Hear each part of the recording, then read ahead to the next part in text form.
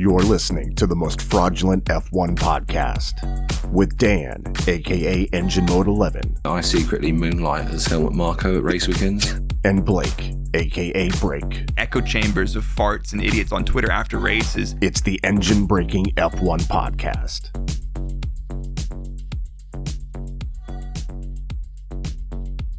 Oh my God. How we doing? God, we're good, mate. We're good. We are 4 episodes in. Can you believe it? Can't. Welcome to the Engine Breaking podcast, ladies and gentlemen. What do we got? What do we got tonight? Yes, welcome to the most fraudulent podcast on the internet. Tonight we are going to go with a little bit of a Singapore preview. Ooh. And a little bit of a Twitter Q&A because we've had to wait 2 weeks without a race. So, you know, we're just filling out stat padding. Yeah, I really think, you know, the 24 race calendar next year is not enough because that means there's too many gaps in the calendar. We need the entire paddock to be completely dead inside. We're talking minimum 40 races.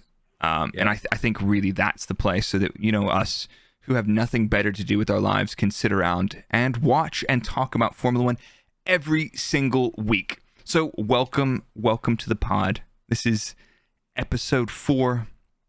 We are hitting... This is us, baby. This is us. We're hitting all these short form content now on your Instagram, your Twitters, your YouTube Shorts, your TikToks. We got our first TikTok going, and then every episode we're going to keep those rolling to keep you lunatics and sickos in the loop. But... Yep. And all you lunatics that want to see our faces by watching it on YouTube. I can't believe people actually do that. It's disgusting. Fucking freaks. But honestly, I actually enjoyed having a little break off from the races, and we're going out east now, and it's Singapore next. But before we get to the little Singapore preview, we've got some news, and there's some interesting stuff happening in the paddock, and it would be rude not to talk about it, honestly. Yeah, so first and foremost, this episode is dedicated to Nicholas Latifi, who has sadly announced that he will be leaving us and returning back to the homeland to eat his Nutella on the sofa while watching the 2023 season. Thanks for everything you've done for us, mate. Appreciate you, bro. The GOAT. Mm-hmm. The GOAT retires. Yep. Thank you for securing my championship winning bonus last year. Cheers, brother. Yep. Big yourself up. Red Bulls are on the way. But he managed to fraud himself 3 years of employment, so he's all right in my book. That's not bad after, 4 seasons of F2, 6 incomplete seasons, but 4 whole seasons. He got beat by Nick DeVries in the penultimate or the final season that he competed, and then just bought a seat in a team. But there's a couple gamers in there. Here's some amusing trivia. If we discount that so-called race of the 2021 Spa, in the last 5 seasons, Williams' best result in a Grand Prix belongs to Nicholas Latifi when he got 7th in Hungary last year. So there you go. That's a fake stat, just like Williams being 3rd in the Constructors' Championship in like 2015. Those aren't real. Those never freaking happened. Mm-hmm. No way. The timelines. Yeah. Have you been watching a little bit of too much of Marvel Cinematic Universe, the multiverse of madness? Nicholas Latifi, 12-time world champion. That's where I pulled this shirt out from, mate. The multiverse. It's if you're listening to this, it's a magnificent specimen of a dad shirt, and just a little bit of the chest fro popping through. I love it. Oh yeah. Oh yeah. Oh yeah. So yeah, Nicholas Latifi, he's out of there. We do appreciate everything you've done for us. Yeah, thank you. Us being Red Bull employees, former Red Bull employees. Sends his regards. Oh Jesus! Who do you think's going in to replace him? Well, there's this talk about DeVries, right? And like everybody's shit hot on DeVries after he, you know, did a decent drive in that car. But who knows? It sounds like AlphaTauri, the good Dr. Helmut's looking to maybe snag him if Gasly wants to go to Alpine. And it seems like they're willing to let Gasly do his thing if they can secure their driver. So everybody's gone a little bit super excited about De Vries in a short period of time. So Yeah, some people are talking about Logan Sargent as well, aren't they? Well, Colton But- didn't get the super license point concession, so but he's Logan off the hasn't card. got the super license points either. Not officially until the season ends. Okay, so that's November. actually a gamble. So you're going to do one of those like super late Checo driver announcements where it's like, hey, guess who's driving? It's me. Yeah, and if Nick De Vries is, he's done Monza, more than likely going to do Singapore if we're being realistic. Why don't you just turn around and say, sod it, why don't you just have the whole seat next year? Yeah. So Interesting. interesting. I will get to it. Are we getting to Albon later? Yeah, Sure, why not? We'll do that later because I don't know what's going on. But yeah, Nothing's officially been announced. No, but we talked about one of the Alpha Tauri seats, but we've got the big man Yuki Tsunoda confirmed for 23.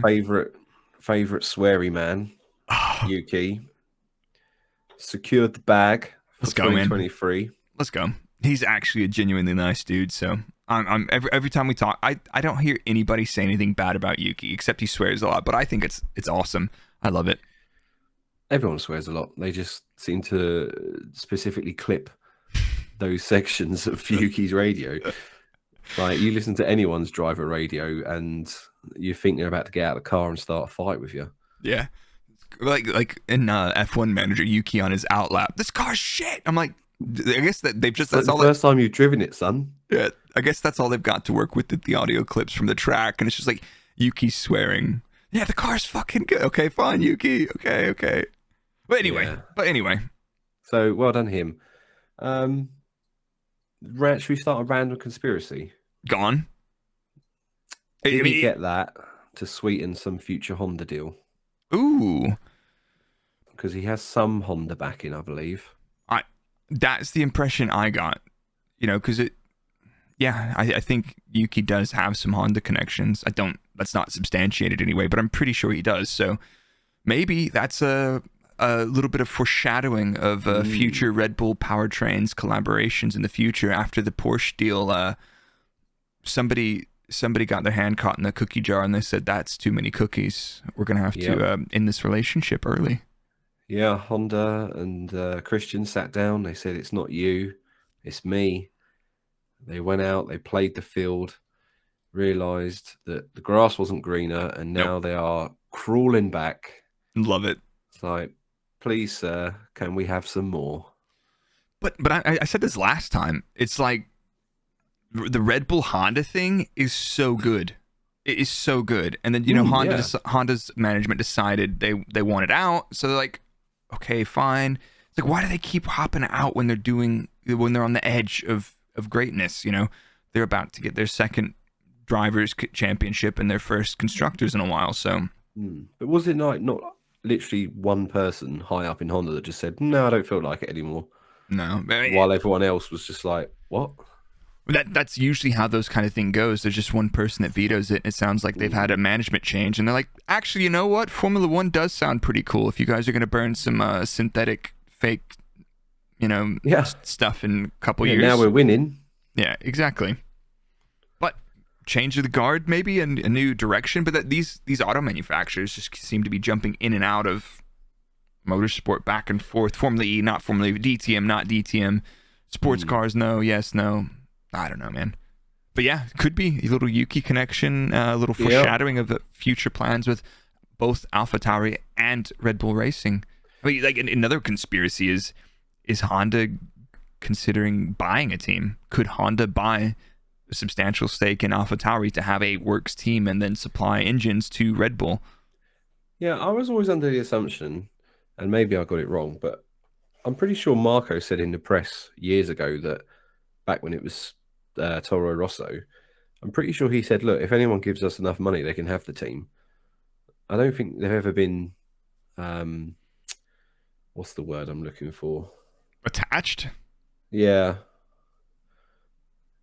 It's like one of those things. It's like, and I guess nowadays, probably with the sister teams, with the restrictions on information access and data sharing, like, I don't know what you could do. Like, does that help them a lot? Does it not help them to have a sister team? Because they're buying you gearboxes and some of your components that are regulated components that you can sell to other teams, and that's it. Yeah, I mean, is it more just a place to sit there, young drivers? Yeah, that's a fair. But like you see, Mercedes have that. People are like, oh, Red Bull have too much control. But then you look at Mercedes, for example, they're putting their young drivers, Nick, through every single one of their teams that they supply. Like we said, he's like Thanos. He's going to come out with his Infinity Racing glove. Yeah, and he's going to snap his fingers, and I don't know what he's going to do if he snaps his fingers. But yeah, that's the kind of influence that a works manufacturer has. They run their chassis program, they run their engine program, and they've got a lot of young drivers through the young driver program. It's like, right, Aston, we'll cut you a deal. You can get a free engine. Stick this guy in your car. Williams, Alfa Romeo, Haas, so Ferrari. That's pretty normal. We got but yeah. Speaking of Haas, should we talk about our favourite fraudulent mid driver of the last few years? And I always get shit for this, but Nico Hulkenberg. I love Nico. I love him too, but he's 37, man, and he's spent 2 he's years my out age. of the sport. Do you feel like you're physically able to do a whole F1 season? No, I went running this afternoon and I gave up after 15 minutes and walked back home. There you go. I don't know. Hulkenberg. He's a lovely guy. Did you work with him? Yeah, I was on the opposite car, so I was on Duresta's car, and I think he was in and out, so Duresta and Perez's car when he was in the team. Yeah, I mean, he was good. He was always good, super nice dude, switched on, but it's one of those things like Ferrari, you're not unlucky all the time. Yeah. So maybe something was a little bit lacking, but he was a solid driver. I just think given the opportunity and people out there, I think it's better to either stick with Mick, or just make a play for Danny Rick. Yeah. Like, I feel like if you get Daniel a different car, he'll probably be all right. But it sounds at this point like Daniel is he's taking a break next season. Burnt out, and let's be honest, man. We've talked about it before, and people have taken the piss. But like, I'm just looking back at some of the results. Daniel's he's been a lot of second place finishes around Singapore, like a lot of them. He's a bit of a fucking dude. And is he your one to watch this weekend then? No, I don't think so. Not in that car, man. Not this Daniel this year. Not that car this year for him. Like I don't see the McLaren doing well around there either. But yeah. Well, that'll disappoint our high-profile McLaren listener. Yeah, I know. But like, it's just, I'm not sure that they expect the car to go particularly well around there, and I don't think the Peak Honey Badger's there for Singapore this year, unfortunately, and it's a shame because he brings something to the table that a lot of the other drivers they just don't have in terms of the charisma and how fucking dorky the guy is, and I love him for it. Massive dong as well, apparently. Wow. Yeah, in case you wanted to know that info. No, I didn't actually. Danny Kvyat told me that. Really? Yeah. Yeah, he did. When we went cycling on a team building exercise, we didn't get to share the shower at the same time, so I didn't get to witness that. But I've got some video floating around of us on the velodrome and Daniel Ricciardo zooming past me in Grinchen going around this 45-degree banking at 40 kilometers an hour. It was pretty dope. Yeah, so there you go, Danny Rick. If you're listening, Kvyat told me you've got a massive dong because apparently you streaked into Danny Kvyat's changing room once. It's the story he told me. Sounds fine. That sounds legit. It sounds like something he would do. Yeah, so. It does. Fair enough. So from massive dongs to massive dongs of tracks, Monaco has managed to blag its renewal until 2025. W. How do we feel about that? Right. So I'll upset a lot of purists here. Go on. Couldn't give a shit about Monaco. Yeah, tell them. The cars are too big. The cars tell them are too why. Heavy. Yeah. Saturday is the only exciting part. Sunday is fucking boring. Yep. It's a ball ache to work in because there's no fucking space. Yep. You don't even get to stay in Monaco. You all have to fucking sleep in Nice. I got to stay in Monaco. Yeah, you did because you're fucking important. No, you I'm not. frauded your way into importance. I just had a short 15-minute walk to the circuit, my friend. Oh, fuck off, man. No, yeah, but that Did you stay on Max's sofa? Nah, no, I didn't. No, but that's one of those things. Like, it's a great event. It's a shit race. It's such a cool event, and like, it's overpriced, it's overhyped, but the atmosphere and vibe you don't get anywhere else. You know, Abu Dhabi tried to replicate it inside the paddock, but you're not in a city, you're in a racetrack that just happens to have a marina in it. Whereas in Monaco, you're actually in a marina that happens to have a racetrack built on the street through all these super cool places. It's been talked about in movies, films, and pop culture for as long as it's existed, but it's a shit race. And it would be weird to have a calendar without it, but if it disappeared, I don't know if I would miss it. But that's the funny thing, though. So that got announced indirectly. They didn't even announce that Monaco got re-signed. The FIA or FOM or Formula One or whoever released the 2023 calendar ahead of time. You know, like, here's the 24 race calendar, and people are like, China, maybe, okay. And then like, wait, so you guys did a deal with Monaco? And they're like, oh yeah, about that. We forgot. We forgot to do. An hour later, they announce it. Oh, by the way, Monaco. Somebody hit send on that. They print it and sent it, and then they're like, "Fuck! Did you announce Monaco yet? Nah, mate. You? Nah, mate." I heard that calendar was sent to the teams about 2 hours before they tweeted it. Wow. So there was a lot of unhappy people. Yeah, but anyway. There you go. But so we've got only a 3-year extension on Monaco. What are you thinking about that? Not very long, considering we all talk about prestige and history. I wonder if it was like a sort of concessions related. They've had to negotiate certain conditions for its renewal. So we know they used to, they run their own television direction. Which was shocking. Yes. Well, what else did they do? Oh, they got like these weird advertising deals that are specific to Monaco. Yep. So you end up having, what is it, like a Rolex clock as the official F1 timing. And then in the background, there's a load of Tag Heuer branding. Yeah, that's a weird one. Yeah, weird little things like that. And apparently it was the cheapest in terms of fees to F1. Yeah, I imagine that's changed. I was just reading that. Oh, we've got a cat just joined us. He's scratching. Cat. Don't lick your butt on the podcast, please, buddy. Thank you. No, we'll keep it in though. Yeah, okay. But yeah, so I was reading that basically they were paying, like, Monaco pays like half the fees of all the other tracks they pay, and you know, you've got like circuits like Jeddah and stuff, absolutely, literally rapid firing cash at FOM to have their, you know, race on the calendar and stuff like that. So yeah, I'm happy to see it there, and I hope we get some more cool events, and I'd like to be able to go to a race there. Would you? Yeah, just to do it once.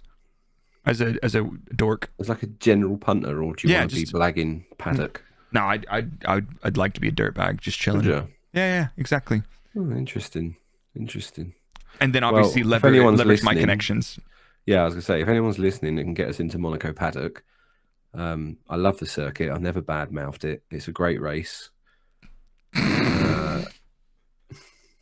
And if no one offers me Monaco paddock access, then I'd rather shit in my hands and clap than go and watch a race there, to be honest.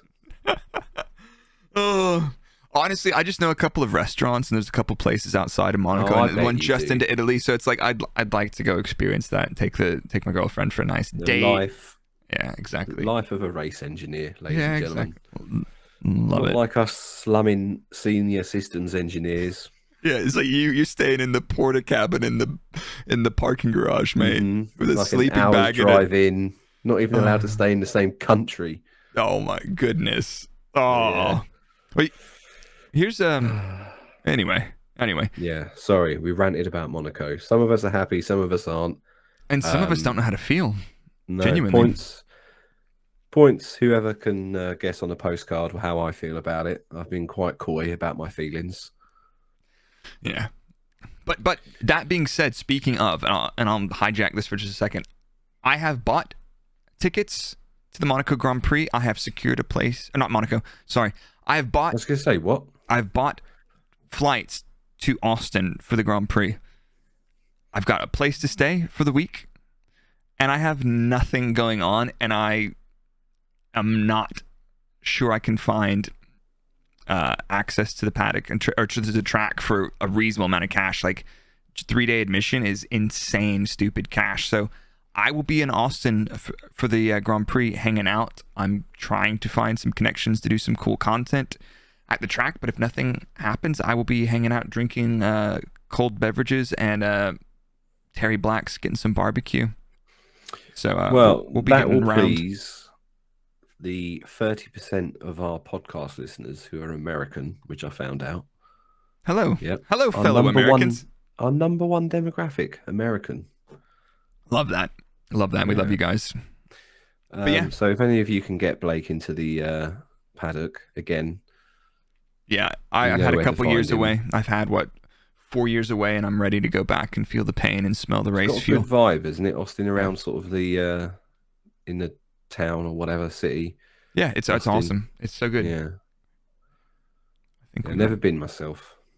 No, I love the place. I would honestly live there if I could, but it's expensive, and I'm a broke ass now that I don't have a real job. True. Well, now we better start sponsoring doing the advertisement for our penis enlargement. No, I'm only kidding. Yeah. Got to get that cash. Cash. Exactly. So moving on from, I'm very phallic orientated tonight, aren't I? Yeah, Like, you're getting cancelled, bro. what's that about? Not sure. Anyway, where were we? Tire blankets. 2024. Goodbye, tire blankets. Is that done or is that TBC? No, I believe it's done. I think it was part of the when the FIA released their World Motorsport Council. That's the nonsense I'm thinking of. WMC. Should we ask Sterling what he thinks about the tire blankets? Yeah, we should, because for those that are listening on the podcast at the minute, Blake's cat is currently trying to lick the back of his microphone.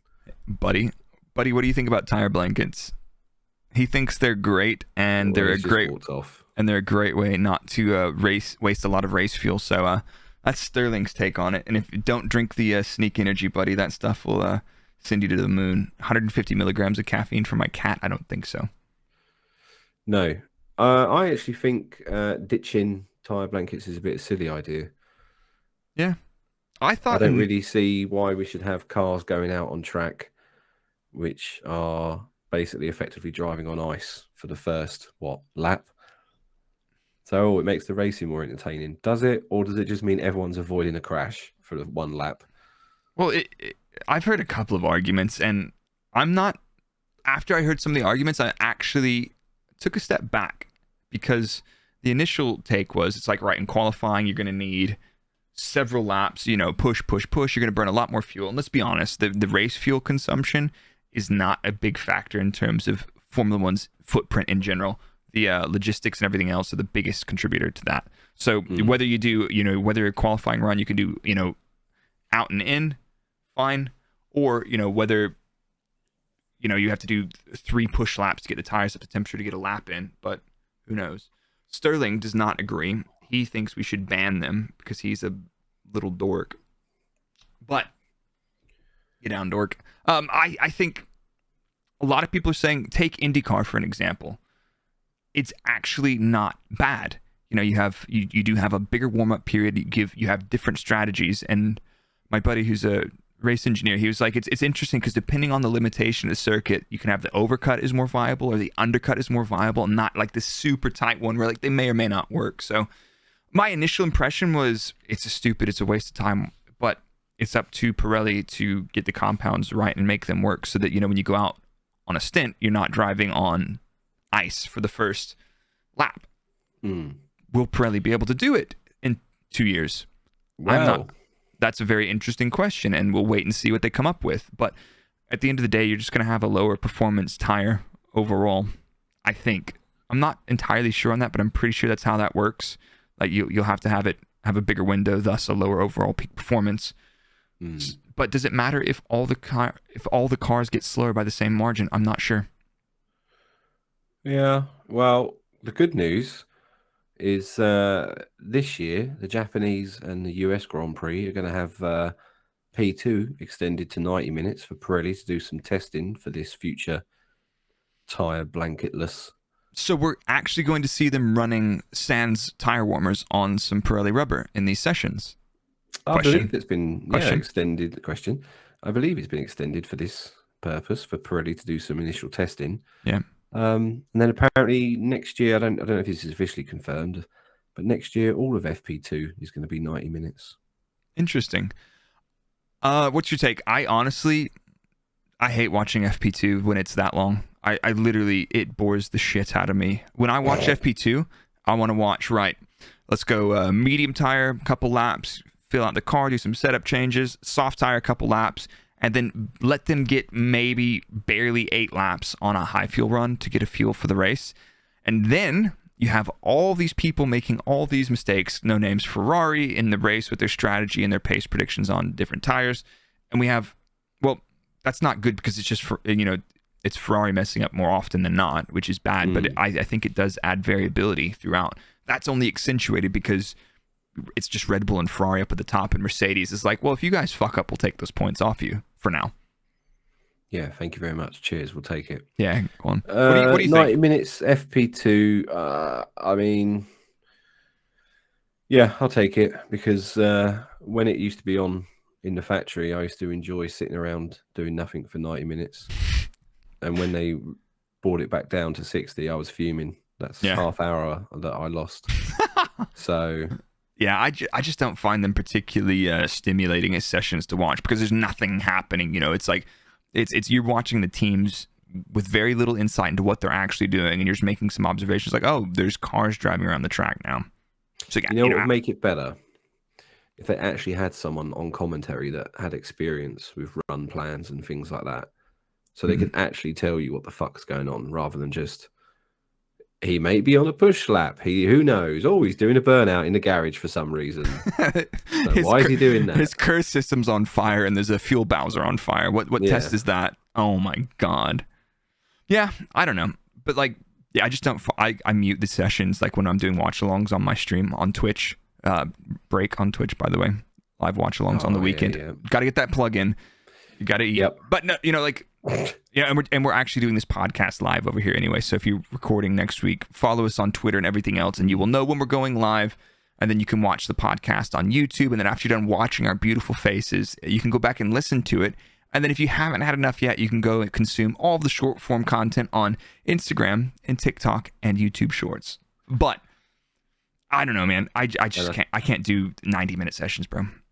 I'll add to that. If you come and watch us live, I'll put another amazing dad shirt on for you. Ooh, I think hook, line, and sinker.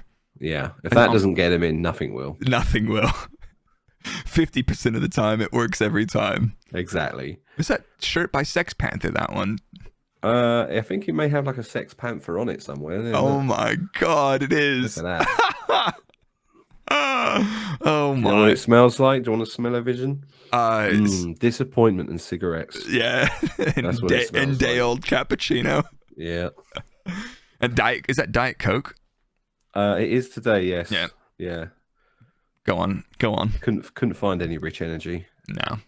No way. So here's a good one from I saw this article, and it was translated from a German publication, and it was a Ross Braun talking about comparing Mick to Max. And the quote was something like, Max's big advantage over Mick is that his father was also a hero in the Netherlands, but he didn't win. Wasn't a world champion 7 times, and isn't an icon like Michael in Germany. And I read that quote, and I was like, I need to go find the whole article. And I went and found the article, and that was it wasn't a couple lines jammed together. I was just like, what is this? Well, is that somebody's take? And it's like, that's Ross Braun that said that. And I was like, okay, Ross is pretty sound usually, but like, so what he's saying is Max's main advantage is that his dad wasn't a 7-time world champion. I was like, or you could just look at their racing career and say that Max is probably pretty good and Mick's probably not bad, but his let's say his trajectory right now is not looking as good. There's still time, but I'm just not seeing Mick as a world destroyer, and I don't think it has anything to do with the pressure. And then in the same article, he talked about how he was good at dealing with pressure. So it's like, which one is it? Yeah. And maybe that was a weird translation or something, but I had people in my DMs on Instagram, which is where I shared that, and they were like, yeah, absolutely, that's how that works. I'm like, cool. So you should definitely get hired as a driver psychologist or something, because you've definitely unlocked this, and that's obviously why Mick Schumacher isn't a world champion right now, or on his way to be. Yeah, I didn't read all of it. I saw that initial quote, and same thoughts as you. I was a bit confused why that's come out of Ross Brawn's mouth. I don't know. I'm not really sure what he's actually trying to say there. I think he's having a senior moment, bless him.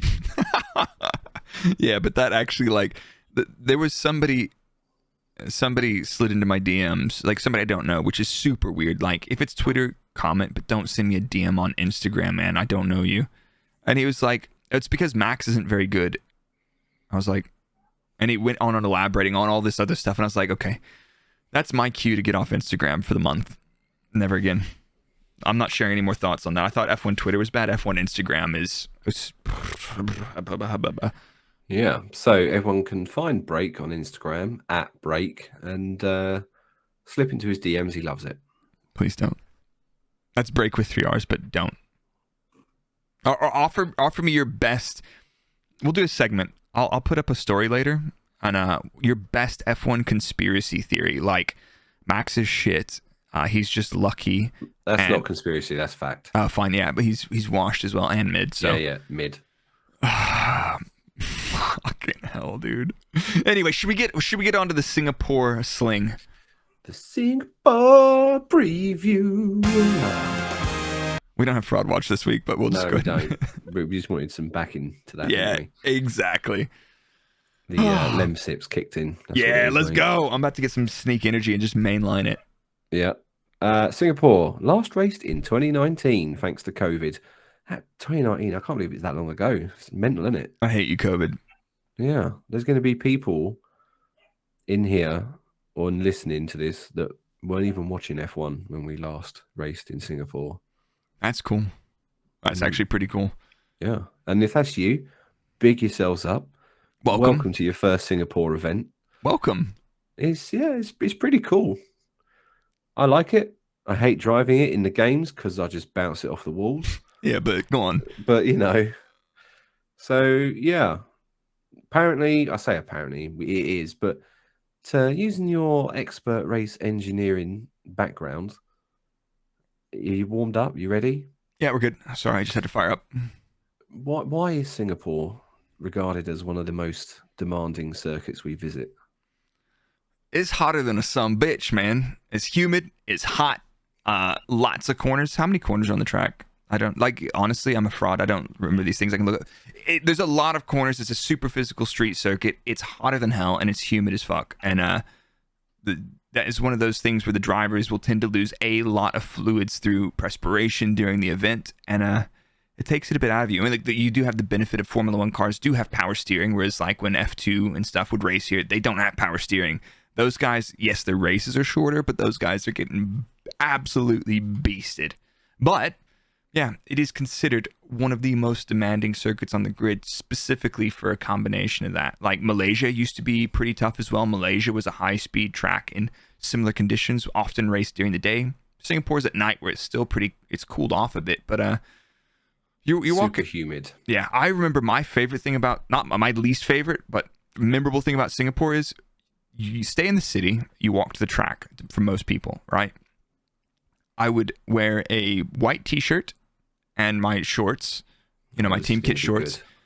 By the time you get to the circuit, you need to take another shower because you're sweating so profusely. So I would take a hand towel from the room. I would have to change that shirt as soon as I got in and put on my race top. Yep. But I would also have to towel down just to get all the sweat off of me before that. And I remember one particular story where engineers are not allowed to wear shorts during sessions. I remember this. I don't know why. It's a team thing, and I know there's other things like certain teams, like if you're on the pit wall, you have to wear trousers. You cannot wear shorts on the pit wall. So engineers had to wear shorts, and that was just the rules. Like just do it. Engineers are wearing shorts. Thanks, Jonathan. Yeah. So I remember very clearly once, because in between sessions, I was like, well, it's super hot in here. Yes, we have an air-conditioned room. The air conditioner's probably failing in this room, but I'm going to go ahead and put my shorts on in between sessions because it's just swampy. Everybody does it. So I'd be the first one back into the engineering room, and I'd just drop my trousers, change, throw some shorts on, and then continue, debriefing the session and getting on with it. But then for FP2 one day, I walk out to the garage not thinking about it, and I spend the entire session in shorts, and I walk back to the office. I'm like, oh, shit. Uh-oh. Nobody ever said anything to me because I'm good break. So I don't do bad things, but I never got bollocked for that. So that was good. But it's hot. The Blake Goodboy Award. Yeah. Oh my God. Never gets in trouble with HR. Nope. Never got in trouble with Jonathan for wearing shorts instead of trousers. It's probably because I've got really nice calves. Maybe he enjoyed looking at them. Who knows? I don't know. 23 corners in answer to your previous question. Oof. Thanks to the power of Wikipedia. Google it. And Kevin Magnussen holds the record still from 2018. Race lap or quali lap? Race lap record, yeah. Is he all right? K-Mag. Suck my balls. Classic K-Mag. Oh, dearie me. And so here's a little bit of fun trivia for you. When in 2015, did you go there for 2015? Yep. Yeah, that was my first year at Red Bull. So apparently there was this quirky little issue where I think it was around turn 17. It's the metal bridge. It's the old wrought iron bridge in second and third sector. Yep. So when the cars went over it, apparently there was loads of weird signal distortion. Yep. And they could never figure out what it was. Apparently some people said it was the electrical lines were too close to the surface under the road or whatever, bridge, whatever, train lines. I don't know. Did there ever I don't remember talking about that after the first couple of years, because I remember it was a topic where there's like a shitload of electrical interference, and you definitely would often have sketches with telemetry. But yeah, there was issues with hydraulics sensors going haywire, and you don't want to be upshifting during if one of your clutch position or gear shift barrels is not in the right spot, because that translates to a kaboom. Yeah, big bada boom. I don't remember that. I remember talking about it, and then down the road, maybe when they switched to a different telemetry system, that wasn't an issue. But if it was interfering with sensors on the car, that's a pretty serious a pretty serious electromagnetic interference. But that's weird. But it's whatever the big old iron bridge is. Anderson Bridge? Don't know. Are you looking at a map right now? Maybe. I have no idea, bro. So yeah, that was a fun little thing for those of you that are new that may not know that little amusing bit of trivia. And apparently they had to reinforce parts of the car with electromagnetic shielding or something. Ooh. Basically. Some speed ballast. Tinfoil hats. Oh my God. Oh my God. Put some tinfoil hats on the cars to protect them. To protect it from F1 XED. Exactly. That's an interesting one. That'll take us back. We'll just hop on that one. The original tinfoil hat that wasn't actually a tinfoil hat. It was actually a thing. Does everybody know about 2008 Singapore, aka Renault Crashgate, featuring the original F1 Ixt or fixed? How do you pronounce it? I'll just say fixed. I say F1 Ixt. because it's so stupid. But yeah, Nelson Piquet Jr. Was instructed to shunt the car so Alonso could win, and then after he got let go from the team in Hungarian Grand Prix in 2009, he fucking sold him out. Yeah, just went straight to like, was it the FIA or the press? Which is like, oh, by the way, I crashed on purpose. Yeah, Flavio made me do it. So Flavio got a couple years banned. That blows my mind that like that could happen and you could be involved in that level of sports fixing. And then there's all the lads on the yachts in Monaco. It's like, hey, Domenicali, Flavor Flav, Christian. We've forgotten all about it. All the lads. It's like you guys are icons of the sport. Thank you so much for all your contributions, including Crashgate 2008. But yeah, those new fans don't know about that, but you know about the real F1 X. Yeah. That is the original 2008 Crashgate. If you're new to the sport, go look that up. And there's some funny footage as well. I'm not sure if it was the to the grid formation lap or maybe it was in practice, but he's actually practicing spinning out on that corner. No. It's like an identical style crash that he rehearses, obviously not hitting the wall. Yeah, it's like, so right. He knows what to just do. keep it closer, mate. Not this time, but like we'll get ready for that. Yeah. It's wild. For any of our podcast listeners, the super savvy ones, you're the kind of dude that anybody talks about you to Formula One, you tell them, I've been watching since the 80s. And you obviously know everything all the way back to the 50s. So if any of you guys are listening, leave us a little comment on Twitter. Let us know what the oldest you fucking nerds. Yeah, the oldest F1 X scenario you can think of. We've gone only back to 2008. That's not that long ago, really. That's like what I still feel like 2008 was like 4 years ago. How old was you in 2008? Here you go. This is what's going to make you feel old. I was 23. Was you? Okay. I was 20, so yeah. We're not that far apart. No. But yeah, we need to find the original F1 X. So in any of you dorks, let us know. Let us know what the original fixed was.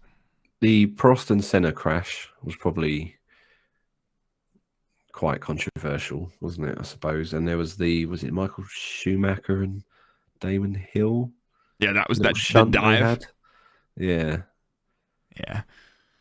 But like all these people coming into weird things have definitely happened in the past. Yeah. But like people coming into sport and like upset about last year. It's like I get why people are upset about last year. You should probably be upset about last year because the FIA did that to themselves. But this isn't new. This is not new. There's too many peanuts to play for, and people will do a lot of weird stuff. But anyway, what else we got about Singapore? This is actually, if anybody's listening, this is a racetrack that I would love to go back to because the street food is awesome. The circuits the races at night. So when you're done at the race, you're going out, and so let's say it was like Saturday night, qualifying's over. You go back, you have a shower, you go out. It's like F30 in the morning, and then you're going to like down to get some street food, and like everything's like just shutting up. And everybody's pissed coming out of the bars and everything else. And you're just like, I'm just looking for a couple of beers. And everybody's like already on one because you've been at the track for several hours after qualifying was over and then got back and showered. But honestly, Singapore is a spectacular event. I have a big soft spot for cheap, shitty street food and dim sum. Yeah, this raises a good question, actually. We've had a few questions from people and we will go through them in a bit. But while you're on the topic, there were a few questions of people that are going out there. For recommendations. Now, my sort of recommendation, Orchard Towers, is don't take your kids. Don't take your kids to that one. But yeah, you got any favorite places you can recall? What were the food halls or the food courts called? Like where all the street foods? Oh my god, I can't think of the name right now. There was some alleys, Clark Keys, a bunch of clubs and bars. That was fun. I remember. What year was that? 2014 or 15. I went out with our senior tire engineer from Force India. And it's just me and him. Super nice dude. And we're like walking around looking for this Japanese restaurant that his friend recommended him. And we end up going in a really, really dodgy shopping mall, which, everything in the shopping mall is closed. And there's like a lot of adult stores and that. And then ultimately we get up like to the 5th floor. And then around this corner of this dark alleyway, there's this like really nice Japanese restaurant. And we have a great meal, and it's like 12:30 at night. I was like, this is bizarre. The street food is good. There is a 1 Michelin star noodle place somewhere that some of the guys went to one year that was awesome. And then apparently, what is it? The crab. What's the crab? I'm talking about the Singapore. The come on, no fucking clue. The spicy crab. It's a local specialty. That's what you get from Orchard Towers, isn't it? No, not crabs. It's a singular large crab. They're not the Orchard Towers. Lobster. No, it's a crab, bro. I thought you were saying you forgot the word for lobster. No, it's if anybody's right, spicy crab. The local crab thing, just Google it. I'm Googling it right now. Hell, where's my keyboard? Anyway. Singapore spicy crab. What is that? Chili crab. Chili crab, yeah. That's like a local thing. Is chili crab. So Singapore chili crab. You've got to get that. You've got to find some street food, get some dim sum, check out the food courts, have a blast, have fun. The local crab thing is now in somebody's search history. Thanks, Bob. Yeah, can you get crabs in Singapore? The spicy ones. Yes. Anyway, what else we got about Singapore? I mean, infamous 2017. Oh, the Ferrari collision sandwich. The two Ferraris and a teenager involved in a young Max Verstappen in the middle of the receiving end of 2 elderly gentlemen. Oh Jesus! Oh my God! And then Ferrari's tweet is still up about that. How does that tweet go? It's like, this is not, this is a description of factual events. It's not up for speculation. I'm like, and they've left that one in. They sent F1 Twitter. They set it alight. They set it on fire. Oh yeah, that was like one of the original OG copy pastas. That was. Yeah. Was that not a wet race start as well?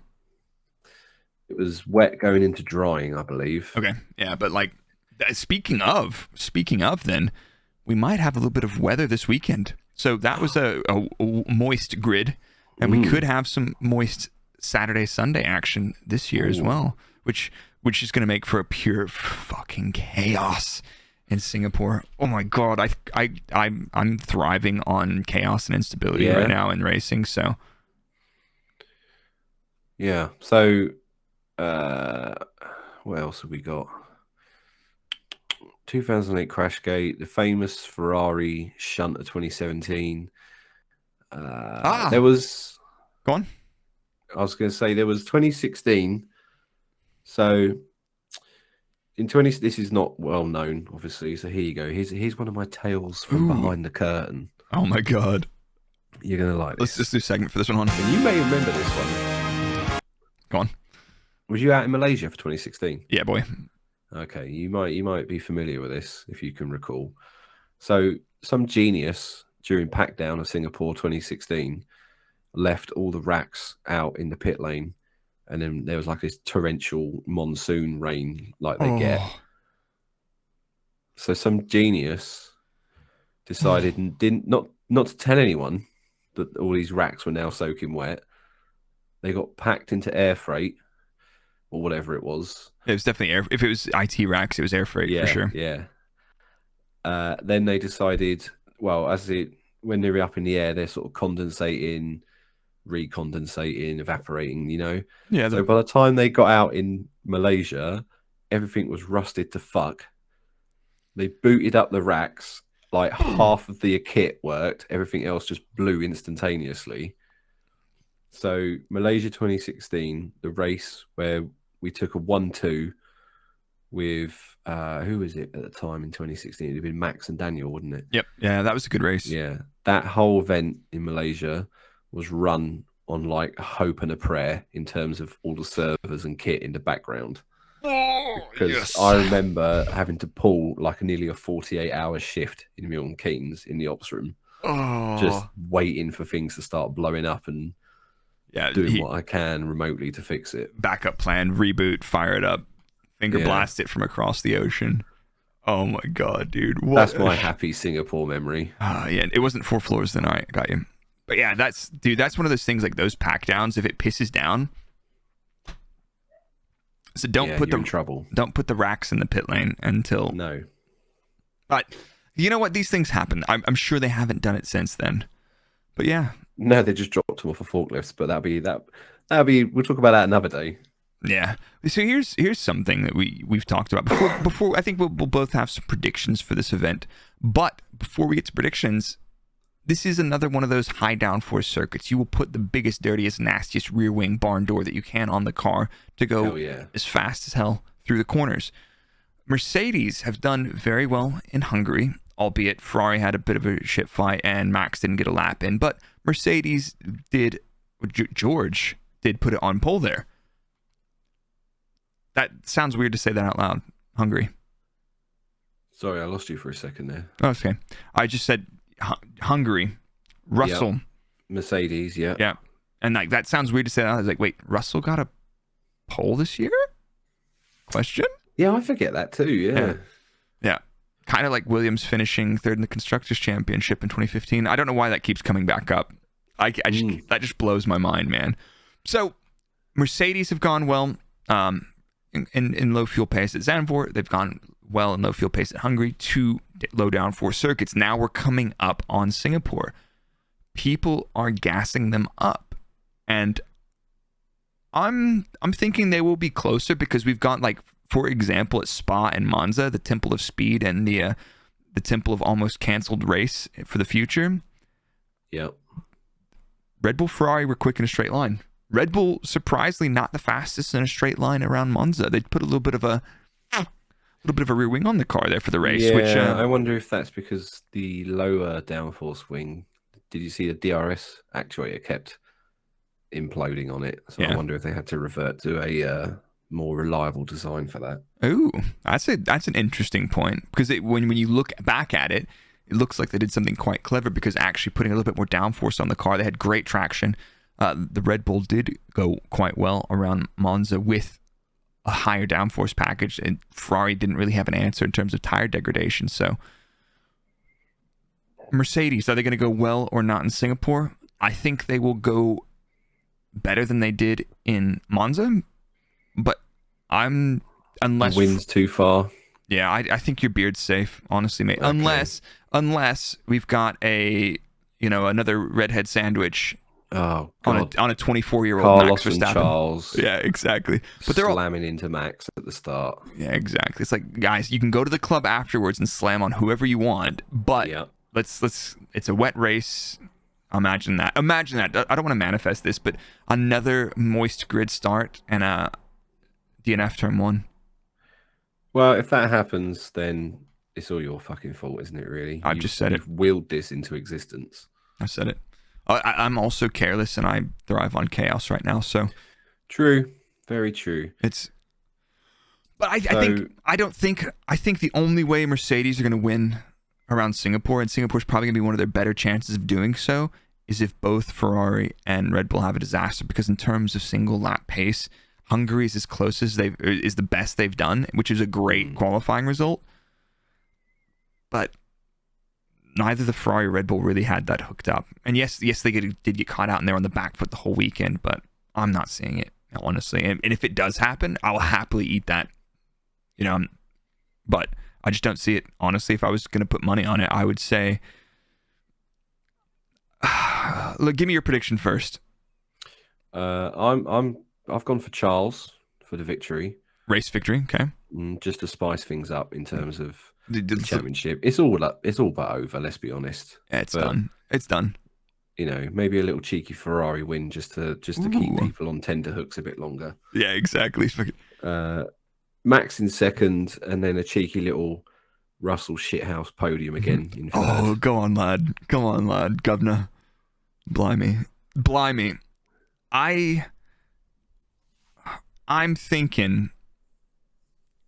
I'm hoping we're gonna have a Perez back up in the mix this weekend. Yeah, I'm hoping, but I'm not sure. I think Max is going to take the dub here, but I do not think he's going to take the championship. So I think Leclerc will be in the mix as well. But I think this is a Max W. Leclerc P2. Extending the Max hype train. Yeah, I'm fully committed. What will it be? That'll be his 6th win on the bounce, would it? Yes, number 6. So he needs 5. No, he needs 4 more to tie Seb for his 9 in a season. Mm-hmm. So yeah. What are the next races we got coming up? Is that possible? Must be. Yeah, it's he's got plenty. We got Singapore, Japan. That could easily win there. Yeah. The US could easily win there. Mexico and Brazil, they're dead certs almost. Yeah. So yeah, if he wins in Singapore, we could be on, boys. Could be on. Lads. Simply lovely. Yeah, but I don't know. I think I'm gonna go with my prediction: Verstappen, Leclerc, Perez. Okay. So that's it. There you go, Tifosi. I'm the only one here that's giving you hope. I don't believe in them. They haven't given me any reason to believe in them. I don't know if Charles believes in them. I don't know if Sainz believes in himself. Sainz just seems more happy than anything when he has a good result. He's like, oh, really? We did okay. And he's not bad. He's a decent peddler, man. So I don't know. But anyway. Well, I think that wraps us for our Singapore little preview. So. I'm really looking forward to shooting the podcast after Singapore. Probably do that next Monday, same time, same place. I hope that we've got some absolute shithousery to digest after the Singapore Grand Prix. Dodgy oh my god, safety cars. Yeah, F1X Part 3 this season. Yeah. We've had Tsunoda. We've had all the fixing has been done already. Nicholas Latifi crashing in the same place that Nelson Piquet did, so Max could win the race. Yeah, that'd be chef's kiss. Yeah. Mwah. Another Ferrari strategy meltdown. We've run the medium tires and there's 5 laps to go. Do we fit the softs or the intermediates? It's dry. We'll fit the full wets. Half. Full wets. Yeah, three softs and 1 intermediate. Yep. You can't really do that because the intermediates have a taller tread depth. So you'd be like on this, 3-legged stool. Every single sensor on the car would shit itself, basically. Question. Yeah. Right. Should we dig into the Q&A? So we put out a feeler on Twitter, and I put out a feeler on Instagram, and I lost access to the answers because Instagram is one of the best social media platforms on the internet. Follow us at Engine Braking on every social media outlet possible. But yeah, let's go to our... I need to get a different sound. Q&A. Do-do-do-do-do. I don't know why I went to the countdown tune there, but why not? Thanks, Michael. We love you, bro. Yeah. Big up, Michael. Right. Let's get involved. Question 1 from Manan Shah. Apologies, I probably butchered. I'm going to butcher all these names. Me too. Shit. How are the control electronics of some teams more reliable than others when they are all sent by McLaren Applied Sciences? Flavio Briatore actually gets to pick out of a hat who gets the reliable units and who doesn't. Okay. Tinfoil hat removed. Cool. I thought it was just various ways of managing heat, but your answer sounds much more fun. Actually, since you're not actually shit, I was saying you actually have the right answer. Go on. I was right. That's probably a strong factor, is thermal management. I'm right. Thank you. All right, I'll get the pen and paper out. We'll get the tallies going. Yeah, 1-0. How many cans of Red Bull did you drink on a race weekend? From Chirag B. But I think to answer that question concisely, all the electronics supplied by McLaren should be identical, and they will be identical. There's variability. Invariably, things will fail, and there's a probability that anything can fail. But also, a lot of those sensors, they need to be properly managed in terms of thermal, so teams will come up with their own cooling solutions for...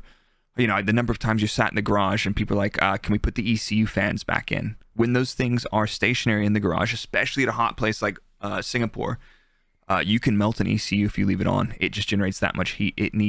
They're passively cooled. So they are only cooled when the car is moving through the air, or you've got a leaf blower plugged down a hole, blowing them.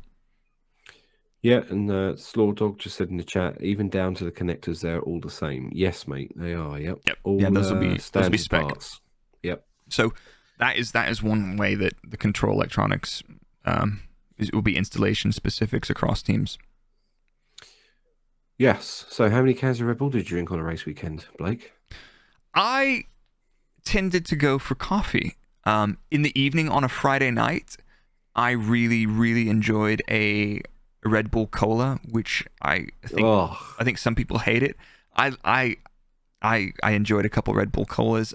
If it was a test or a big one, I'd have probably no more than a can a day, just because I don't drink that much. I don't drink sugary drinks ever, hardly. Listen, let me tell you, I used to slam. Listen, son. I used to slam about 4 of those sugar-free Red Bulls a day. Go on, They man. were free, you know, and yeah, I just slammed the shit out of them. Which leads nicely into our next question from Jobbathan, who goes, the last time you actually drank a Red Bull? And I'll tell you, since leaving Red Bull, I've only drank 2. Really? Because I will not fucking pay £1.89 for such a tiny drink. You gotta. I'm just gonna hold up my Yeah, go on, plug the my little Sneak energy shaker here. Yeah. Yes, boys. Yeah. I guess you probably don't. I guess you haven't drink then. Don't drink either then. I don't buy fizzy drinks. I've saved my pennies to buy a nice ale every now and then, and all I've got is canned Guinness, which I've been informed by an Irish person that you should never drink canned Guinness. I'm like, well, I don't want to go down to the pub tonight, so I'm having Guinness out of a can. Yeah. So there you go. Blake is that craft beer wanker that your friends warned you about. I'm not like the other guys, I promise. This is a double dry hop New England IPA. Speaking of, well, let's interrupt the Q&A. What we need to have like some kind of milestone or achievement for the podcast whereby if we hit this goal, we will actually do a live stream podcast from my garage, and we'll get a couple beverages in. We'll make it a long one, and yeah. So I don't know what that is, but we'll get some nice craft ales. We'll put on our finest dadwear. It'll probably be freezing balls in my garage, and we'll record an episode together, IRL, of the Engine Braking Podcast from my makeshift meth lab / microbrewery / tool storage garage. Am I allowed to wear shorts or do I have to wear trousers? Well, if we get the pit wall installed in the garage, it'll have to be trousers for health and safety. But just checking. Otherwise, it's got to be Daisy Dukes. Mm-hmm. Okay. To be fair, Blake, all shorts look like fucking Daisy Dukes on me. I'm not a small lad. Let's go. Right. But I think that'll have to happen. So on the craft beer, maybe if we have any of our friends at one of my favorite craft beer places listening, you know who you are. We'd love to drink your beer. Anyway. Yeah, Blake's being very polite. What I'm saying is give us your fucking money. And I'll hawk any shit you want. No way, bro. Right. So Works Like Magic asks, can you tell for sure in testing if a new car is a real dud and the season will suck, or if there's a permanent sense of hope that a breakthrough will come during the season? What have we learned about this over the last couple of years from preseason testing? Where Red Bull now do this like filming day in Silverstone, what we all tend to do is about 3 o'clock in the morning, we all stand around the car. Then we chant some Austrian hymns and then crack a Red Bull on the top of the car. And depending on which way the Red Bull runs down the side pod, tells us if it's going to be a good year or a bad year. That's my way of saying I have no fucking idea. What's your answer? Well, that's actually epic. I love that. I thought it was when you cracked the Red Bull and you poured it over the car. If it turned into blood, you knew it was a good year. Isn't that? Yeah. Or you've just cut your hand open on the tin. And that's more like it. Yeah, composites are fucked up and they've not sanded down the carbon, and you just cut your fucking hand on something. Oh my god! I think like from the filming day, you're not telling shit. From the filming day, you're going out to make sure the sensors work, the suspension's in the right spot, and everything else. And then winter testing. we thought Mercedes were looking pretty handy this season in winter testing, and we showed up in the first race, and it's like, oh my god, no side pods. Oh my god. Yeah, oh, but they we'll showed keep the side pods, thanks. Yeah, but they showed up the first one with the A-Spec car, then rolled up with the Zero Pod car, and it's like it's hard to tell what people's programs are. And race weekends are much more clear if somebody's on the pace or not, and even like some events, you don't know until you get to qualifying to see what cards they're playing. Yep. But like Mercedes didn't look that far off in testing, and they've had a abysmal start to the year compared to where they were. They're getting closer, but honestly, you can't really tell in winter testing. Like, you can tell if it's going to be if it's atrociously shit, and the drivers are like, mate, this is undrivable. I can't get the tires working. The balance is terrible. It's unpredictable. Fine, but I think you have a good idea in testing where you might be, but realistically, I don't remember one time ever going into winter testing and being like, oh yeah, this thing's going to be an absolute beast, and then showing up and it was an absolute beast. You're like, it looks pretty good, and as far as we can tell, we're probably competitive. Then you rock up to the first event, and you get absolutely fucking slapped down, usually with reliability issues. Not usually, but like a double DNF perhaps. Yeah, exactly. So Bahrain, nice. This year, nice.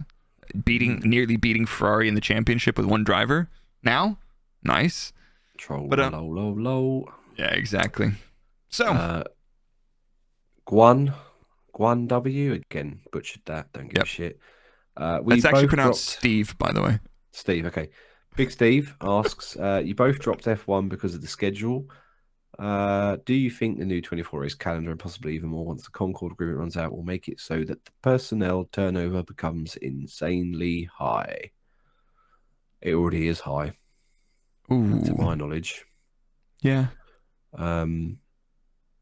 Again, this is my idea. I keep sort of repeating. If they want to add more races, they need to put a exemption or adjustment to the budget cap that allows for rotation of staff. Absolutely. You're going to need more personnel, and they're going to be specialized, and they're going to be expensive, and you need to be able to pay people a rate. Yeah. I mean, they can fucking have 48 races a year as far as I'm concerned. I don't give a shit as long as someone's only doing 50% of them and then someone's doing the other 50%. Yeah. But I mean, like, to clarify that, like, I didn't drop F1 because of the schedule. Like, to some extent, yes, but for the most part, even if it was a 12 race championship, I'd probably still not be doing Formula One. If I might have stayed in the trackside role a bit longer if it was 12 races. But 2022 races was a bit too much for me, and I was like, I'd like my weekends back, please. I don't want to spend half the year on the road. Yeah, I mean, you dropped it because you got sacked, right? Yeah, I got sacked for. Yeah, same. Wait, I'm still trying to remember. Like, I've actually never had a howler that I fucked up anything. You got sacked because you played Mario Kart on the simulator. Yeah, true. Okay, that's a good one. What was your story? My story was I accidentally used the executive bathroom next to Christian's office and left the dookie in there that didn't flush. I love that. But like seriously, yeah, that's actually a fireable offense. But I don't. Yeah, your take on that I think is perfect. If you increase the races, then you need to increase the number of personnel. Otherwise, you're gonna have a huge turnover, and just people are gonna get super pigeonholed, never be able to leave, and it's just like it's not gonna be sustainable for anybody. And people are like, oh, the poor race engineers and drivers. It's like, no, that's not how far it extends. Like, all the other trackside personnel, all of the factory personnel required to support those things, they'll be like, oh, just do more hours, and it's like, how about sure, no? I'll get right on that. Yeah, mate. No, but like seriously, it's got to be a balance. It's an exchange of value. It's like, here's some money to do a job. It's like, well, if I can find a job that's better and I don't have to work that much, and I'm not having to do 30 races a year or something, you will do that. You will do that. So I think there's scope to keep a long calendar. I mean, NASCAR's been doing it for ages. How many events is a NASCAR calendar? 30 something? But it's all America, though, isn't it? Yeah, but like at the same time, America's not a small place. That's the equivalent of being in the center of Europe and right. flying all around. 30% of our listeners are from there. So yeah, no, NASCAR is amazing. I love America is NASCAR. fantastic. I like your big portions of food. Yep. Yeah. I like ZZ Top. Yeah. There's the Spiritually. it gives away. Yeah. Yeah, but like, I exactly. like the fact that you have dirty, great big V8s. Yeah, I love that. I miss that. But we should also line up a pod and do a pod at a NASCAR event one year. Yeah. I'm gonna find somebody. We'll line it up. It's gonna happen. All right. But yeah, like no matter what, it doesn't matter where it is. The travel is not the thing. It's a huge stress on a lot of people, and like some people love it, and that's fine. If you love it, that's great. But like, I think it'll be difficult for them to attract. How much are you gonna love it when it goes to a 24 race calendar? You know, that's what I'm saying. Do a season, then tell me how much you love it at the end of it. Yeah, exactly. But even now, like my content is based around being active for Formula One sessions, races, practices, doing content after that. So it's like, I'm enjoying it right now, but am I going to continue to do 24, streams, 24 race weekend streams a year? Probably not. I'm not going to do all of them. I'll get rid of the shit ones because there's enough content to go around, and it's, it's kind of a bit backwards, but that I left Formula One to do more Formula One for less money, but freedom, flexibility, and control, and I'm my own boss. So when it fucks up, it's my fault. Yeah. Yeah. And I just left because I got, 3 small kids now. And I just wanted to be at home more. So yeah. But next question this is a good one, actually. I like this one. I love this one. Anthony Cullen asks, who's one of the unsung heroes at Red Bull? We hear a lot about big names like Horner, Newey, and the drivers, but who is someone behind the scenes that is essential to Red Bull's success? Now, I have a answer, but it's kind of a bit of an easy answer. I'm going to say Hannah Schmitz, but she kind of is well known now. Her profile is growing. Good. So, and so for the people that not a lot of people like, yes, Hannah's name is out there. She's very present. She's done a lot of content with F1 with Red Bull. But for the people that don't know, who is Hannah? She is it her chief strategist now? Her principal strategist. Principal strategist, yeah. So she does everything that Ferrari does, just 10 times better. Yeah, and to not this is not to take away from anything that Hannah does, but also Hannah is one of 4 or 5 people that do strategy for the team. There's the head of strategy, a guy called Will. There's a couple of other people that work in the strategy department, and there's people that developing software and tools to help the strategy team make great calls. So if I was looking for a hero of the year, it's the people making great tools to help these excellent engineers think quickly on their feet, make split-second decisions, and react, and do a better job than all the other teams. Because I'm looking at some analysis for the RB18 this year for my next video, and they're hitting everything, man. It's super. It's clockwork. It's oiled. It's surgical. That's a very yeah. I think that is one, like, definitely. And it's good. It's really cool. I think you've seen a shift in teams start putting their key personnel a bit in the light now. And they're giving them a platform. It's like, hey guys, there's Hannah in a mostly dude-dominated sport. You've got this girl in one of the most high-pressure situations and positions on the pit wall, making some big calls and hitting home runs very often. I'm going to tell you who my unsung hero is. Chap called Gary French, right? Now he is in charge of the data centers, which, if you don't know what a data center is, it's basically like these giant halls where you stick all the big computers in, things like that. He manages all the aircon systems, power systems, keeps all that turned on. But that's not the reason he's my hero. The reason he is my hero is because he went out to Woburn Sands on his bike one lunchtime, did a jump, broke his fucking neck, right? Had to get airlifted to hospital. Oh no, dude. Right, and we're all outside at lunch thinking, oh, someone's had a really bad accident. Look at this air ambulance flying over the factory. And then like a fucking hour or 2 later, we're like, where the fuck's Gary? And then his wife calls us and is like, oh, he's broken his fucking neck. He was in the helicopter. And we're like, oh shit. But yeah, no, he was all good. He was all fine. But it was just the fact that he is so fucking accident prone. Only he could fucking go out for his lunch break on a bike, break his fucking neck, and then get like 6 months off work. So yeah, big up yourself, Gary. You're a Oh, ledge. dude, I don't know. That's terrible. There's been that's mountain biking injuries. Name a better duo. Yeah, Exactly. So you've mentioned the strategist, or Hannah specifically. I extended that to strategy. I think the people. I don't want to dox anybody, so I'm not going to name names. But like, there's a lot of people involved in making the right decisions for designing the car that nobody talks about. All you hear people singing Adrian praises for his exceptional skills as an aerodynamicist. Like the people like him are gone. There's going to be very few of these can do everything, super Oracle level aerodynamicists or engineers. Your Ross Brauns and those sort of guys. Like they're not going to exist soon. The James Allison's another great example of that. But there's a lot of people that are involved in all these pieces and hitting the marks and understanding, interpreting what the drivers are saying, turning those into deliverables on what they should do with the car's design, and then making sure that people are,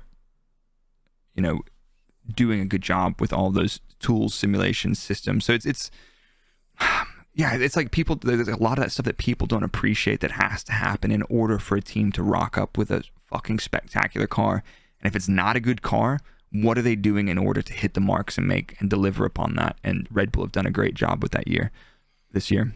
And it's the same. It's the same people that at Mercedes for the past 8 years have been churning out world-destroying cars. They've got the best engines, they've got insanely strong chassis, and they've been able to do 8, constructors in a year. Those people,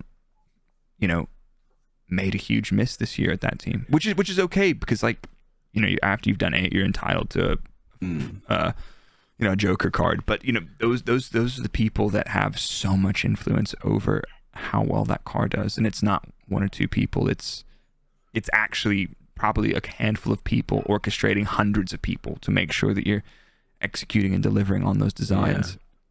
Yeah. You know who else I'm going to give a shout out to? Go on. HR. Oh yeah. For having to spend 6 years putting up with my bullshit on Twitter. MVP. They wore some of the shit they had to police. Woo! I tell you, don't envy them. They must have sacked half of the staff there now because they're not needed anymore. Oh my god! I've left. Yeah, exactly. Yeah, big up HR. We had a tense relationship, but I still love you all. Mwah. Mwah. So, Paul, how much input do the drivers have on car development? No, they just let Max develop the whole car. That's why it's so quick. Yep. That's it. That's my final answer. Checo gets all of his parts out the bin. Yeah. I think the drivers have quite a bit of feedback, but at the end of the day, there's only stuff like aerodynamic changes over a season take a really long time. It's like, just to go nerd out for 20 seconds, it's like, imagine you have low speed understeer at the apex of a corner as a result of the tires being very weak and when they're low. So as a result of the tires being very weak on the front when they're not loaded very much at low speeds, a la Red Bull, or not even the Red Bull, the Pirelli, the 2022 18-inch Pirellis they are not particularly strong on the front end. How do you resolve that with aero or mechanical things? Because with your springs and bars and your mechanical setup for all you F1 manager gurus, those things are really coarse changes that you can only affect global areas of it. But it's I need more front end at low speed when I'm turning in, but only here, not there.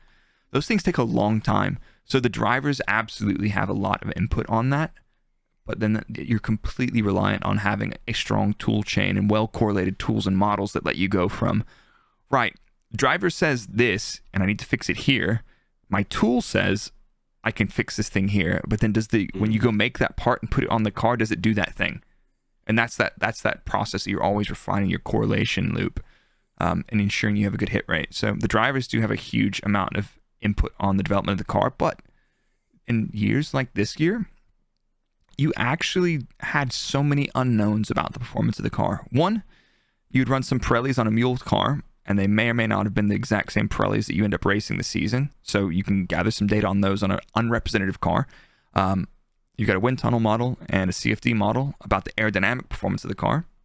You still do aero mapping on the track for one very specific reason.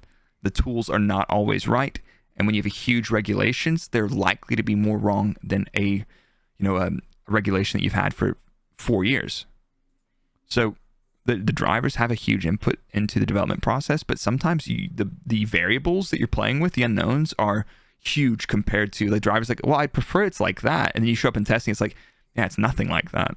I wasn't around for testing this year, so I have no idea how well they hit the marks with the RB18, for example. But yeah, drivers, the drivers that can identify what they need to go faster and what's hindering them the most from going faster, and who can deal with disturbances, those guys will thrive more and be able to give better feedback. Well, that was a lovely, serious answer there. All right, let's go fraud. I'm losing it, man. We can forward it up with the next question from. All right, go on. Weirdest thing each of you had to do at the office. I mean, I got pretty used. I must have had probably over 100 PCR swabs up my nose, and after a while, it's like, oh, shit, I haven't swabbed in a while. I'm just. Do you need to do a test? Like, no, I just need to stick something up my nose. Weirdest thing I had to do at the office, man. What do you got? Anything? Because I'm struggling. I had to give Dietrich Mateschitz a tour around Building 4 once. Oh, because I was the only one around that knew the layout and what was in there and what it was there for. Oh, Big D. And Helmut Marko was with him too, right? So it was the big cheeses, the pair of them. Yeah. And when they came into the office I was working, no one told me this was happening.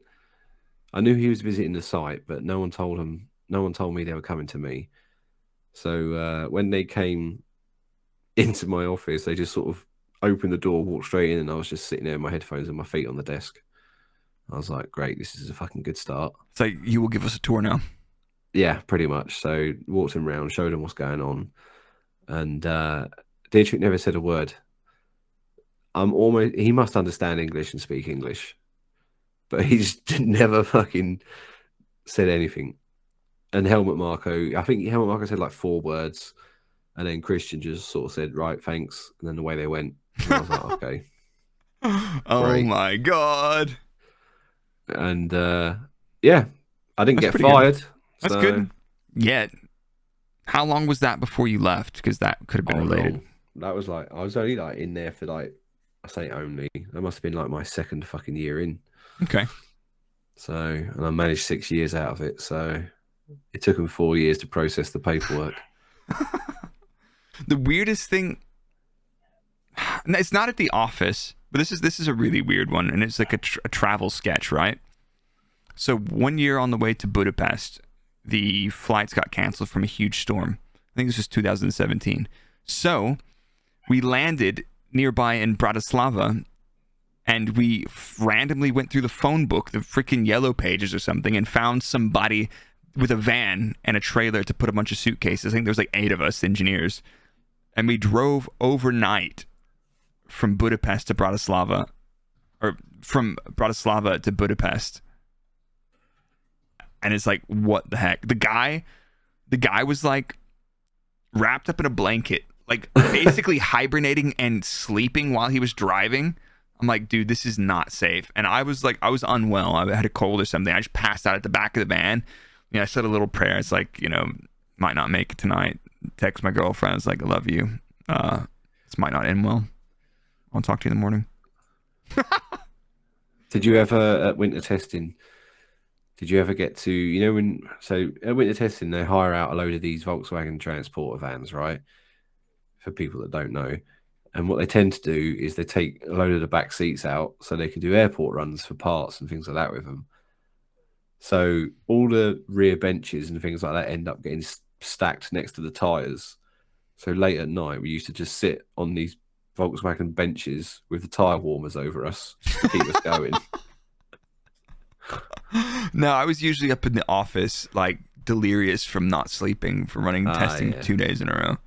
That was pretty good. Yeah. Now, I don't remember too much weird shit. I'm sure like if I get a couple beers in me, I'll remember some really weird stories, but nothing really weird at the office. Office was usually pretty calm for me. Yeah, nothing crazy. Nothing you're willing to admit on camera just yet. Definitely not. Not yet. Yeah. I need a couple beers first. Yeah. Right. Last one. Just Landsvat. Again, probably butchered that. You're welcome. John. Thanks, John. Big Steve. Big John. If you would ever want to work at any other F1 team, which other team would have your preference and why? Would you ever go back to F1? Should we ask you when your money's run out? Yeah. Yeah, okay. If you were going to go back, do you have a preference on team? If I went back,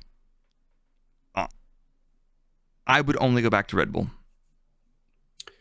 I've worked at two teams. Because you know? Oh, okay. Okay, yeah. so I've worked at two teams. I do not want to. I mean, it depends because maybe let's say I go back and I decide I want to go back and run a vehicle dynamics department or something. Well, I don't know if I would want to go to Red Bull to do that because they've already got good people doing that.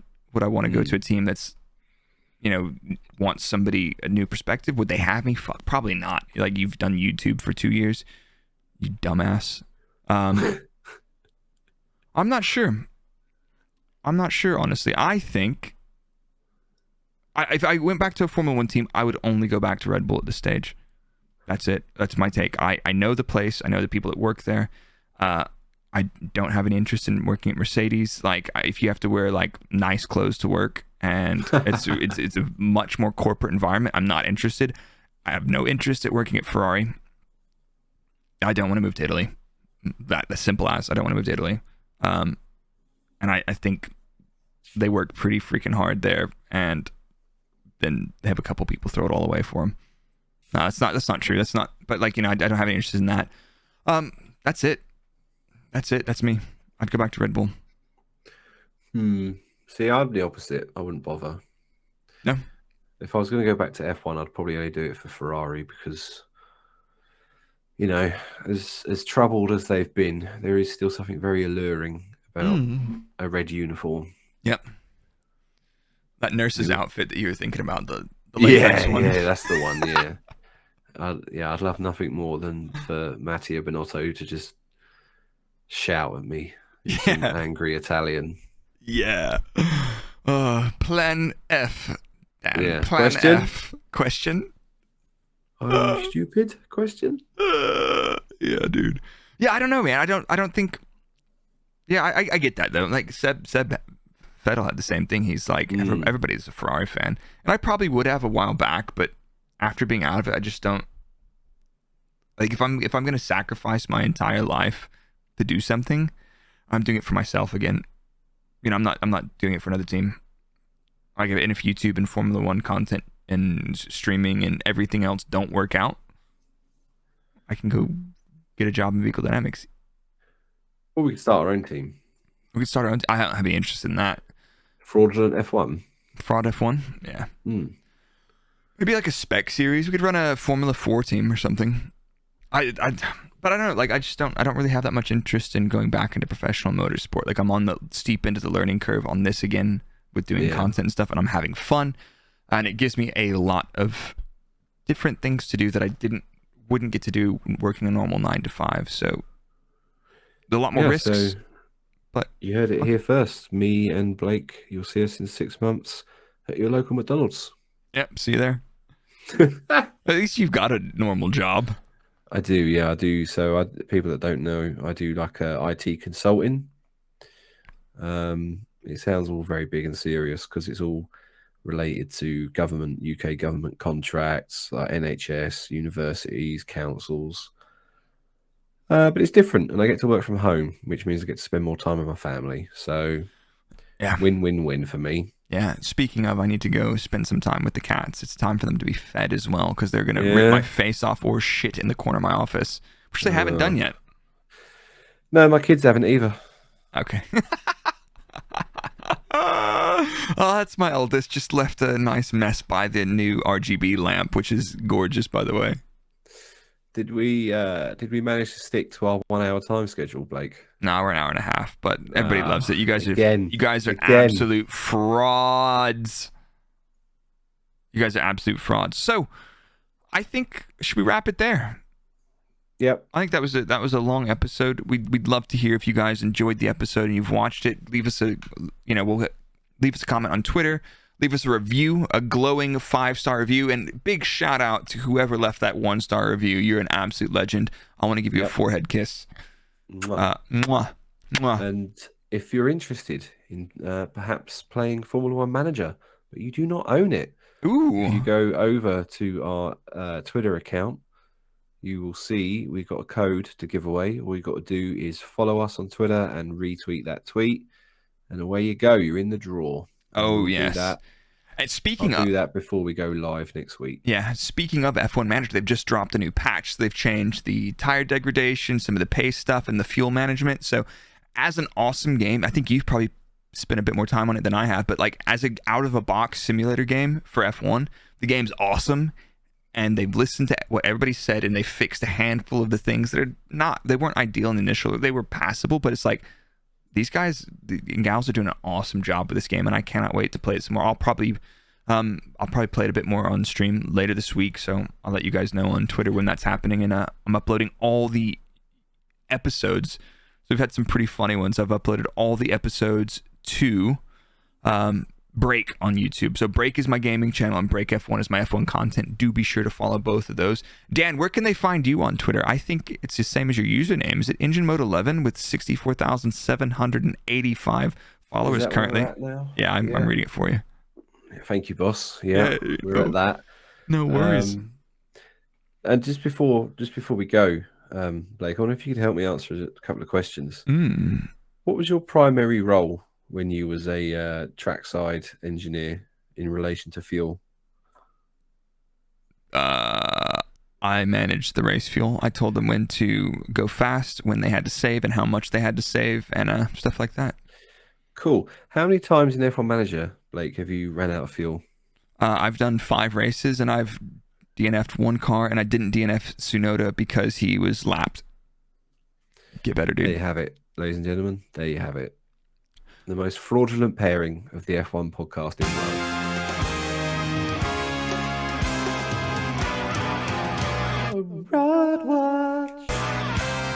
Fraud Watch. Yeah, that's me. That's me. Fraud. Yeah. But anyway, you guys have an awesome evening. If you're hanging out live on the stream, we'll hang out for another couple of minutes. But if you guys listening or watching on YouTube or your favorite podcast software, thank you guys for hanging out. And we'll see you guys... probably have our episode out Tuesday after the Singapore Grand Prix, in case I get called out to the race to go hang out at Orchard Towers, which probably won't happen. So I'll see you there, and yeah. But anyway, you guys stay fraudulent, yeah? Yeah, stay fraudulent. You're not gonna tell them that thing that you always tell them. Fuck off. Yeah, cool. Oh.